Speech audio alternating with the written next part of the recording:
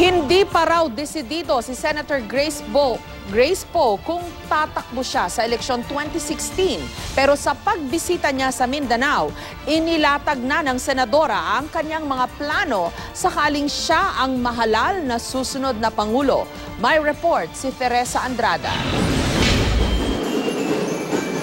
Maghapong umikot sa lungsod ng Zamboanga si Senadora Grace Poe ngayong araw. Senator Grace Poe, good morning po, Senador. Nagpa-interview siya sa ilang local radio at TV station. Sa panayam, inilatag ni Poe ang plano raw niya sa Mindanao sakaling maging presidente. Kahit ayon sa kanya, nagpaplano pa lang siya ngayon at wala pang pinal na desisyon kung sasabak siya sa eleksyon 2016. Kailangan talaga ng sapat na hanap buhay, sapat na suporta ng gobyerno, pati infrastruktura.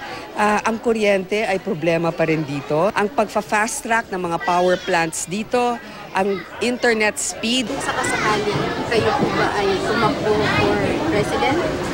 Kung sakasakaling mabigyan ng pagkakataon. Dumaan din ang senadora sa Masepla Transitory Site at binasahan niya ng libro ang mga batang nawala ng tirahan dahil sa pagsalakay ng MNLF sa lungsod noong 2013. Mula rito, nagpunta si Poe sa Carmelite Monastery para kausapin si Sister Agnes sa payo daw ni Pangulong Aquino.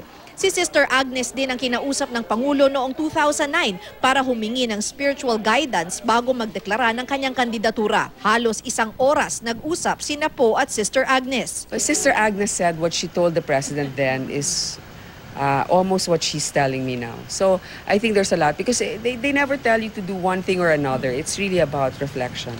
Tikom si Poe kung kailan siya mag-aanunsyo ng kanyang plano sa 2016. Pero malamang pagkatapos na raw ng birthday niya sa September 3. October 12 to 16 ang itinakda ng COMELEC na filing ng Certificate of Candidacy.